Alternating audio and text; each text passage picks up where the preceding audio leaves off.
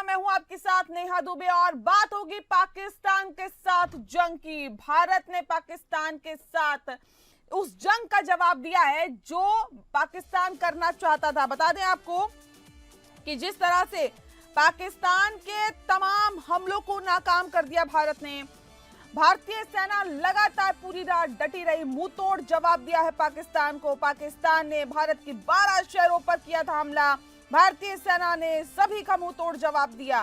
भारत ने पाकिस्तान के 8 मिसाइलों को मार गिराया। बता दें आपको कि भारत ने पाकिस्तान के 50 से ज्यादा ड्रोनों को मार गिराया। पाकिस्तान पर आसमान के बाद समंदर पर भी बरपा है कहर। और इसके साथ ही इस्लामाबाद, लाहौर, रावलपिंडी, फैसलाबाद में भी भारी तबाही देखी जा रही है।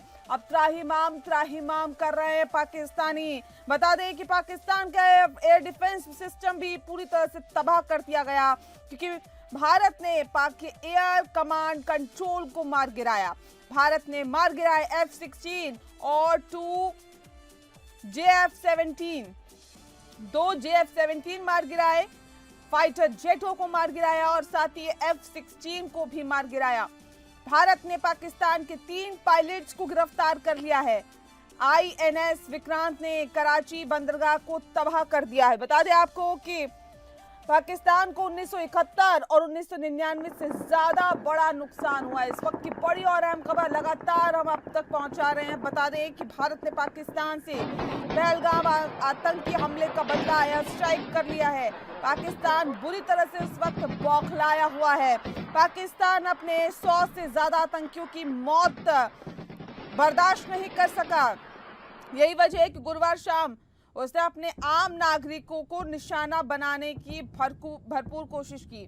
हमारे जो आम नागरिक है, सिविलियंस पर हमला करने की कोशिश की, लेकिन वह सफल नहीं हो सका। जम्मू कश्मीर से लेकर अमृतसर, पठानकोट, जैसलमेर तक दुश्मन की नजर हर एक जगह पर थी, लेकिन उसकी हर एक नापाक मंसूबों पर भारतीय सेना ने पानी फेर दिया। बता दें आपको कि भारतीय एयर डिफेंस सिस्टम सुदर्शन के आगे वे टिक नहीं सका और उसे मुंह की खानी पड़ी। तस्वीरें अपने आप में गवाह है और इतिहास के पन्नों में ये स्वर्ण दिन लिखा जाएगा किस तरह से भारत ने पाकिस्तान को एक बार फिर से धूल चटाने का काम किया। लद्दाख, जम्मू से लेकर भुज तक भारत के दर्जनों शहरों पर पाकिस्तान ने हमास स्टाइल में हवाई हमले किए, जिसे भारत ने नाकाम कर दिया। भारत के निर्दोष निहत्थे नागरिकों को निशाना बनाते हुए पाकिस्तान ने हमला किया, लेकिन भारत ने पाकिस्तान की सभी मिसाइलें, स्वार्म और कामिकाजी ड्रोन्स को मार गिराया। बता दें कि भारत ने पाकिस्तान की 8 मिसाइलें और 50 से ज्यादा ड्रोनों को मार गिराया। पाकिस्तान की एयर डिफेंस ध्वस्त। भारत ने दुश्मन के 2 F-16, 2 JF-17, एक एयर डिफेंस कमांड कंट्रोल को मार गिराया। पाकिस्तान को 1971 और 1999 से ज्यादा बड़ा नुकसान पहुंचाया गया, क्योंकि भारत ने पाकिस्तान के 3 पायलटों को भी फिलहाल गिरफ्तार कर लिया है, जबकि बाकी की तलाश लगातार जारी है। पाकिस्तानी DG ISPR अहमद शरीफ चौधरी ने 2 JF-17 मार गिराए जाने की बात भी स्वीकार की है। तो भारतीय नौसेना ने कराची, वायुसेना और थल सेना ने जवाबी हमले करते हुए इस्लामाबाद, रावलपिंडी और फैसलाबाद में भारी तबाही मचाई है। पाकिस्तान पर जवाबी कार्रवाई करते हुए भारत ने लाहौर, सियालकोट समेत कई शहरों पर ड्रोन से अटैक किया है। भारत के लाहौर में आपको बता दें कि भारत के अटैक में लाहौर में एयर डिफेंस सिस्टम भी पूरी तरह से तबाह कर दिया गया। पाकिस्तान पर केवल आसमान से ही नहीं बल्कि समंदर से भी कहर बरपाया जा रहा है। भारतीय एयरक्राफ्ट कैरियर INS विक्रांत ने कराची बंदरगाह को तबाह कर दिया है। इंडियन नेवी ने समुद्री हमले में कराची पोर्ट पर ताबड़तोड़ मिसाइलें दागी। बताया ये भी जा रहा है कि इन हमलों में कराची बंदरगाह पूरी तरह से तबाह हो गया है। भारतीय नौसेना ने पाकिस्तान से बढ़ते तनाव को देखते हुए INS विक्रांत को अरब सागर में तैनात कर रखा था। उधर पाकिस्तान चारों तरफ से घिर गया है। बलूचिस्तान से एक बड़े हिस्से पर BLA की कब्जे करने का दावा किया है। BLA ने कहा है कि पाकिस्तानी फौज चौकियां छोड़कर भाग गई है और ऐसे में खास बात यह है कि PM मोदी रात भर हालात की जानकारी लेते रहे। PM मोदी को NSA अजीत डोभाल ने पल पल की जानकारी दी है। उधर भारत की कूटनीति भी लगातार जारी है। भारत ने अमेरिका सहित पश्चिमी देशों के साथ बातचीत की है। सभी ने आतंक के खिलाफ भारत की कार्रवाई का समर्थन किया है। अमेरिकी विदेश मंत्री JD वेंस ने कहा कि उन्होंने कहा कि भारत को आतंकियों के खिलाफ हमलों से नहीं रोका जा सकता है। वेंस ने पाकिस्तान से आतंकियों के खिलाफ कार्रवाई करने को कहा। अमेरिका के विदेश मंत्री ने पाकिस्तान के प्रधानमंत्री से फोन पर बातचीत की, जिसमें कहा कि पाकिस्तान आतंकवाद का समर्थन करना बंद करे। वहीं UN ने आतंकवाद पर पाकिस्तान को लताड़ा और भारत के खिलाफ आतंकी कार्रवाइयों को रोकने से इनकार किया।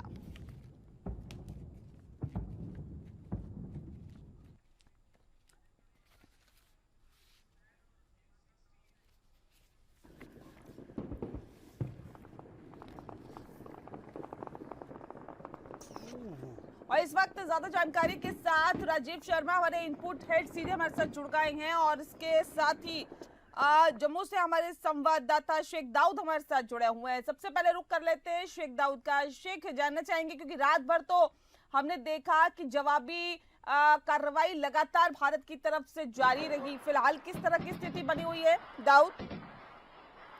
आपको बताते चलो कि लगातार पाकिस्तान गोफाद में आई है। लगातार उन्होंने पहले कल जम्मू को टारगेट किया है कल 8 बजे, और उसके बाद कश्मीर के अलग, चाहे बारामूला डिस्ट्रिक्ट की बात करें या कुपवारा की डिस्ट्रिक्ट की बात करें, उड़ी में जो लाइन ऑफ कंट्रोल है वहां पे उन्होंने लगातार गोलाबारी की रात 10 बजे से सुबह 6 बजे तक। तो कई मकान, इस सिविलियन जो मकान है इसके जद में आ गए हैं और कुछ मार्केट के में दुकान है वो भी जद में आ गए। तो जानी माली का फिलहाल, और 7 लोग इसमें जख्मी हो गए, जिसमें एक लेडीज वो अपने बच्चों को निकाल रहे हैं घर से, और गाड़ी में जब वो निकल रहे हैं अपने घर से तो एक पाकिस्तान का जो शल है बिल्कुल उसकी गाड़ी में लगी और जिसकी मौत वाक़ा हुई। और इस वक्त बड़ा तनाव है यहाँ पे। पूरे जो लोग हैं यहाँ सिविलियन वो अपने घरों को छोड़ के नीचे जा रहे हैं। तो श्रीनगर में भी हाई अलर्ट कर दिया गया है एयरपोर्ट को, और जो नेशनल हाईवे श्रीनगर बारामूला है उसको भी फिलहाल मूवमेंट कम कर दी गई है। तो कहीं ना कहीं बड़ा तनाव चल रहा है इस वक्त कश्मीर, हिंदुस्तान और पाकिस्तान के दरमियान।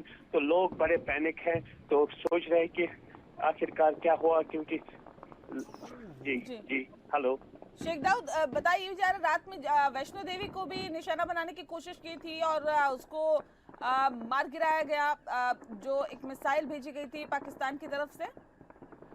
बिल्कुल, जिस तरह देखा जाता है कि पाकिस्तान की तरफ से चाहे यहाँ की गुरुद्वारे हो, अब यहाँ जो वैष्णो देवी को निशाना बनाने की कोशिश कर रहे हैं। तो यही यहाँ पे उड़ी सेक्टर में जो एक NHPC पावर बड़ा प्रोजेक्ट है, कहीं उसको भी निशाना बना रहे थे। जो साइड में उनके मकान है उन पे गोले लगे हैं, उनके पूरे जो मकान है वो सिविलियन है, वो छोटे बच्चे वो सब जख्मी हो गए हैं। तो कहीं ना कहीं पाकिस्तान को बौखलाहट हो गई है, इसलिए वो यहाँ पे हिंदुस्तानियों को, कश्मीरी को निशाना बना रहे हैं।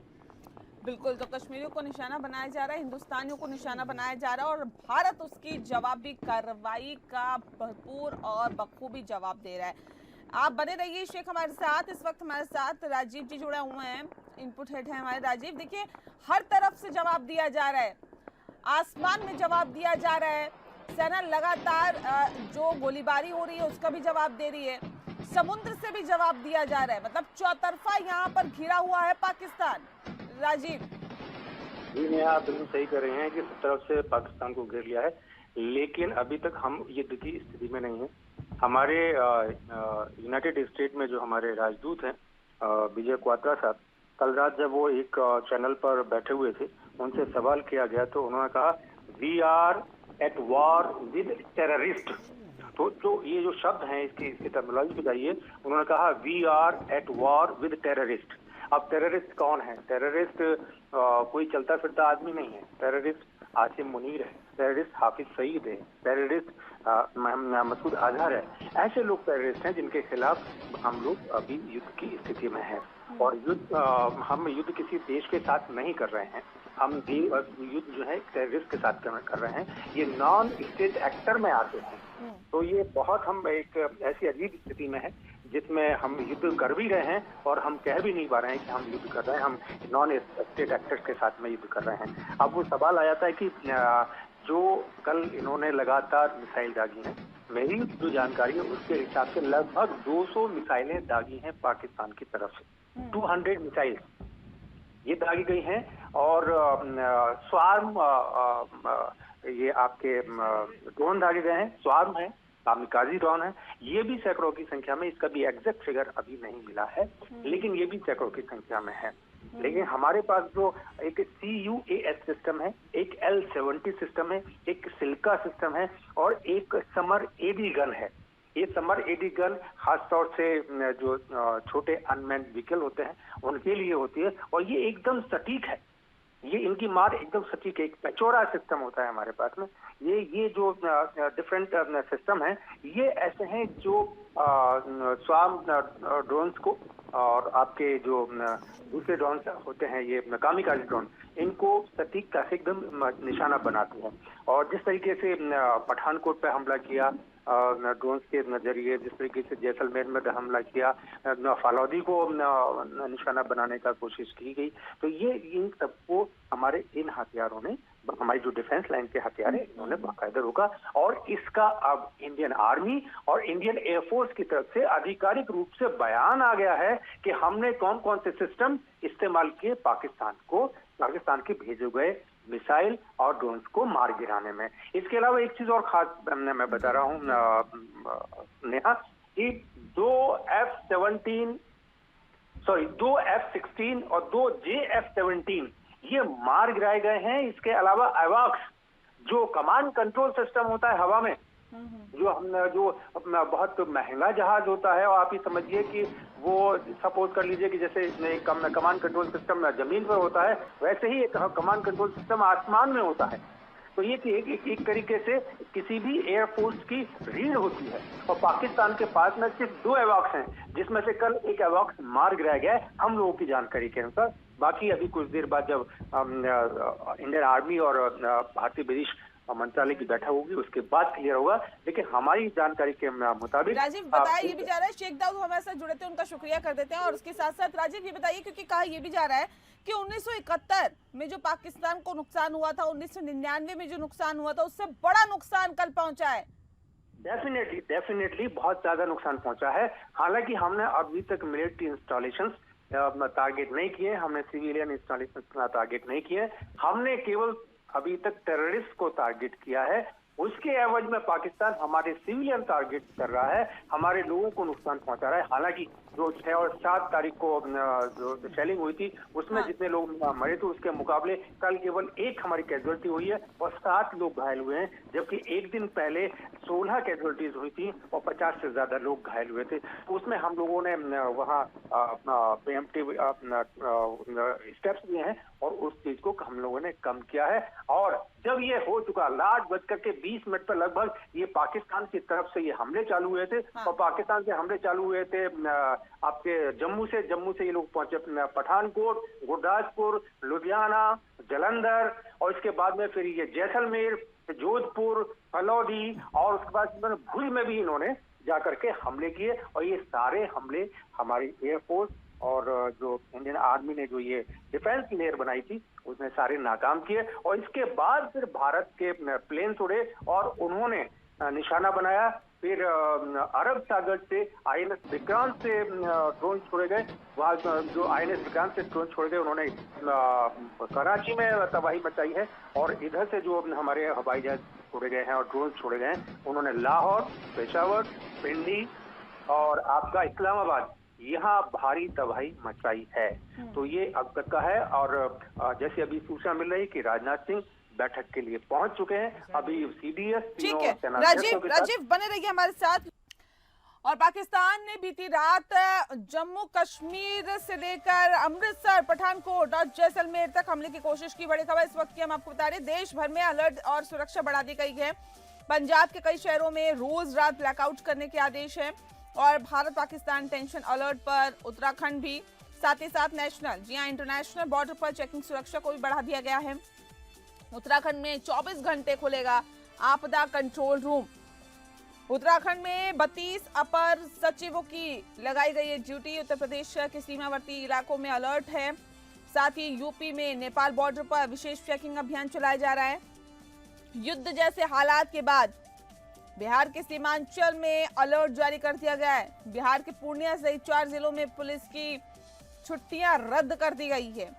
तो पाकिस्तान ने गुरुवार रात जो जम्मू कश्मीर से लेकर अमृतसर, पठानकोट, जैसलमेर तक जो हमले की कोशिश की, जिसे भारतीय सेना ने नाकाम कर दिया, इसके बाद देश के सभी राज्यों को अलर्ट कर दिया गया है। भारत सरकार द्वारा पाकिस्तान के खिलाफ शुरू की गई जंग के तहत किए गए ऑपरेशन सिंदूर के चलते पैदा हुए स्थिति के कारण पंजाब के सीमावर्ती जिलों में अब रोज रात को ब्लैकआउट करने के आदेश जारी किए गए हैं। बता दें कि पाकिस्तान पर भारत के ऑपरेशन सिंदूर के तहत हमले के बाद उत्तराखंड में हाई अलर्ट जारी है। पुलिस की ओर से सघन चेकिंग अभियान चलाया जा रहा है।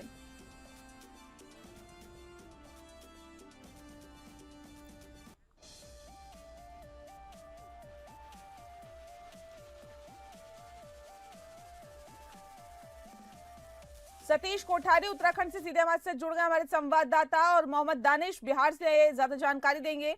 लेकिन सबसे पहले रुक कर लेते हैं सतीश का। सतीश, किस तरह की सुरक्षा उत्तराखंड में बढ़ा दी गई है, विस्तार से बताएं।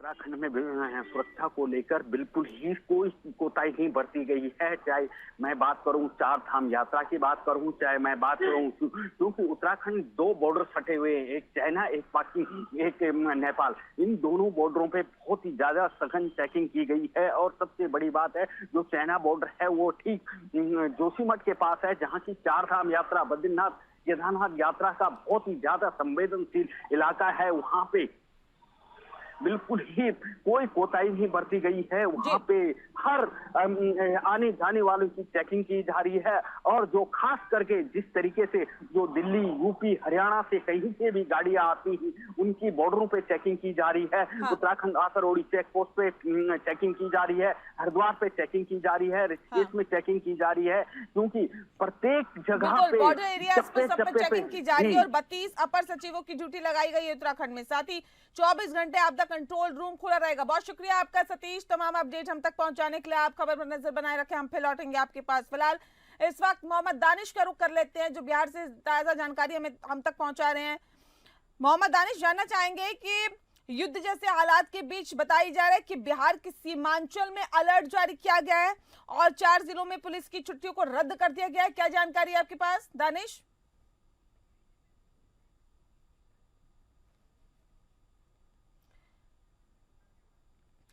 दानिश, आवाज आ रही है आपको? जी हेलो जी मोहम्मद दानिश, बताइए जा रहा है कि बिहार के सीमांचल में अलर्ट जारी कर दिया गया है और बिहार के पूर्णिया सहित 4 जिलों में पुलिस की छुट्टियां रद्द कर दी गई है। किस तरह अलर्ट पर रखा गया प्रशासन को?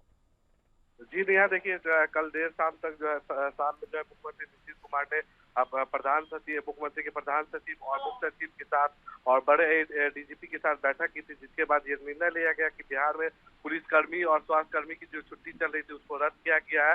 साथ ही जितने भी सीमांचल क्षेत्र और पूर्णिया क्षेत्र या जो भी क्षेत्र नेपाल से जो लगभग 729 किलोमीटर जो सीमा नेपाल और इंडिया की जो जुड़ी हुई है, उस पर जो है नीतीश कुमार ने नजर बनाए रखने के लिए कहा गया है और सुरक्षा को लेकर सभी डीएम को निर्देश दिया गया है। साथ ही साथ सभी जिले के एसपी जो है वाहन चेकिंग देर शाम से करना शुरू कर दिए हैं। इस अरवल जिले में भी एसपी जो है खुद अपने कमांड में रख के जो है वाहन चेकिंग कर रहे हैं और वैसे व्यक्ति से पूछताछ किया जा रहा है जिनको लेकर उनको शक आ रहा है।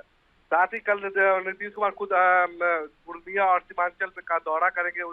और वहाँ के आला अधिकारी के साथ मीटिंग करके जो है वहाँ की स्थिति का जायजा लेंगे। साथ ही जो भी नेपाल से सीमा जुड़ी हुई है, क्योंकि नेपाल और इंडिया में जो है विदाउट वीजा के जो है और विदाउट पासपोर्ट के आदमी एक दूसरे देश जा सकते थे, तो इसके लेकर भी जो है हाई अलर्ट कर दिया गया कि जो भी लोग आ रहे हैं उनकी जांच पूरी तरह से होने के बाद ही उनको परमिशन दिया जाए।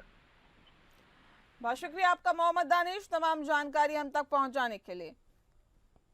तो बता दें आपको कि बिहार के पूर्णिया सहित तमाम जिलों में अलर्ट घोषित कर दिया गया है और साथ ही तमाम जो फिलहाल जो हालात है उसको और बेहतर करने की कोशिश की जा रही है। और इस बीच एक और बड़ी खबर आ रही है। बड़ी खबर इस वक्त की महाराष्ट्र से आ रही है। बता दें आपको कि महाराष्ट्र में भी आपात सुरक्षा बैठक बुलाई गई है। भारत पाकिस्तान टेंशन के बीच महाराष्ट्र अलर्ट पर है। सीएम फडणवीस ने बुलाई है अर्जेंट सिक्योरिटी मीटिंग। पूरे राज्य में सुरक्षा उपायों की समीक्षा होगी।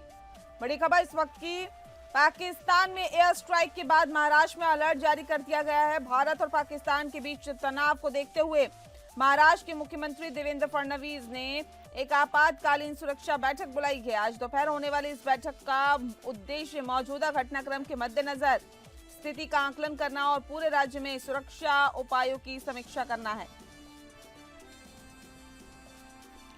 देवेंद्र फडणवीस के अलावा महाराष्ट्र के उप मुख्यमंत्री एकनाथ शिंदे ने गुरुवार को बताया था कि सुरक्षा पर एक बैठक होगी। पुलिस तैयार है और लोगों को सतर्कता बरतने के लिए मॉक ड्रिल का भी अभ्यास कराया जा रहा है।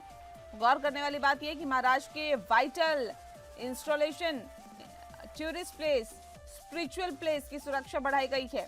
उन तमाम लोकेशंस पर पुलिस को ज्यादा विजिलेंस रखने के निर्देश दिए गए हैं। ज्यादा जानकारी दे रहे हैं सरबजीत सोनी, हमारे संवाददाता सीधे हमारे साथ जुड़ गए। सरबजीत, जानना चाहेंगे आपसे कि महाराष्ट्र में आपात सुरक्षा बैठक बुलाई गई है, क्या जानकारी है आपके पास? कितने बजे बैठक बुलाई गई है? जी, महाराष्ट्र में सह्याद्री गेस्ट हाउस पर सीएम ने जो बैठक बुलाई है, दोपहर के बाद ये बैठक बुलाई गई है। बैठक में सुरक्षा को लेकर, कड़े इंतजाम को लेकर बैठक की जाएगी। इसमें बैठक में महाराष्ट्र के डीजीपी और मुंबई पुलिस कमिश्नर और वरिष्ठ अधिकारी वहां पे मौजूद रहेंगे, जिसमें धर्मस्थल और पर्यटक जो विभाग जो स्थल है वहां पर किस तरह से सुरक्षा वहां पे चौकस करना है, तैयारियां कैसे करनी है, इसको लेकर पूरी तरह से वहां पर जो है प्रणाली बनाई जाएगी। जिसमें ऑलरेडी मुंबई के सिद्धिविनायक है और नासिक का जो त्र्यंबकेश्वर है, शिरडी है, सभी जगहों पर सुरक्षा किस तरह से बढ़ाना है और कैसे अलर्ट पे रखना है। मुंबई का समुद्री इलाका, वहां पर भी सुरक्षा कैसे करना है, इसको लेकर भी जो है मीटिंग में जो है बातें की जाएंगी। कहीं ना कहीं अलर्ट पे रखा गया है मुंबई पुलिस से लेकर। बिल्कुल, बहुत शुक्रिया आपका सरबजीत, तमाम जानकारी हम तक पहुंचाने के लिए। तो महाराष्ट्र पुलिस को भी अलर्ट पे रखा गया है और साथ ही आपको बता दें कि एक बैठक बुलाई गई है जिसके मद्देनजर बताया ये जा रहा है कि पूरे महाराष्ट्र में सुरक्षा व्यवस्था को बढ़ाने की बात कही जा रही है। और अगली खबर का रुख करते हैं। मुश्किल में है जस्टिस यशवंत वर्मा। बड़ी खबर इस वक्त की, सुप्रीम कोर्ट की मुख्य न्यायाधीश ने सख्त कदम उठाया है। केंद्र से किए जस्टिस वर्मा के खिलाफ महाभियोग की सिफारिश। मुख्य न्यायाधीश ने महाभियोग चलाने की सिफारिश केंद्र से की और राष्ट्रपति द्रौपदी मुर्मू को और प्रधानमंत्री नरेंद्र मोदी को पत्र लिखा है। समिति की रिपोर्ट और जस्टिस वर्मा से मिले जवाब को साझा किया।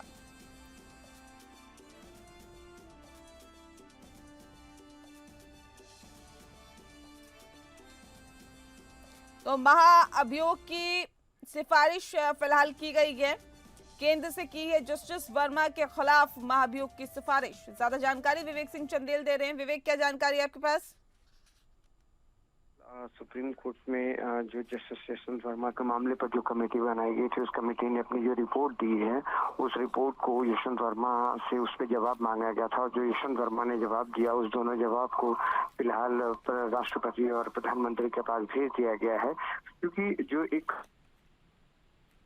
जिनका हवाला दिया जाता है जिसमें ये कहा होता है कि जब भी ऐसी कोई जो घटनाक्रम होता है उस घटनाक्रम की जानकारी के बाद सबसे पहले जो इन हाउस कमेटी होती है वो कमेटी इस मामले की जांच करती है। जांच करने के बाद जिनके ऊपर कथित तौर पर ये आरोप लगा होता है उनसे उसका जवाब मांगा जाता है और जवाब मांगने के बाद सेटिस्फाई होने के बाद अगर सीजीआई को लगता है कि इस मामले में उनको अगर गलती पाई जाती है और उनसे ये कहा जाता है कि या तो वो तो खुद स्टेप डाउन कर लें, इसका मतलब कि वो रिजाइन कर दें, या फिर उनके ऊपर महाभियोग चलाया जाए। लेकिन जब उनकी तरफ से जी रिपोर्ट होती है, रिपोर्ट को जो सीजीआई वो प्रधानमंत्री और राष्ट्रपति को भेजते हैं, क्योंकि जो राष्ट्रपति ही होता है वो अंतिम निर्णय करने वाले होते हैं। इस वजह से ये उनके पास भेज दिया गया। तो ऐसी जो उम्मीद जताई जा रही है कि चूंकि जसवंत वर्मा ने देने से मना कर दिया है, इस वजह से अब सीजीआई ने इस मामले पे अगली कार्रवाई के लिए राष्ट्रपति और प्रधानमंत्री दे दिया।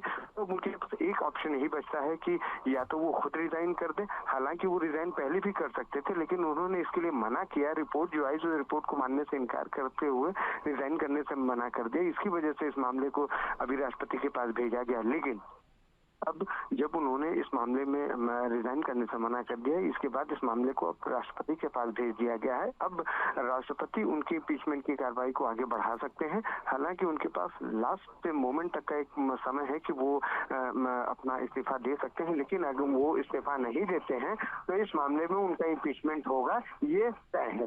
जी शुक्रिया आपका विवेक, तमाम जानकारी हम तक पहुंचाने के लिए। और इसी के साथ बुलेटिन में फिलहाल के लिए इतना ही। नमस्कार।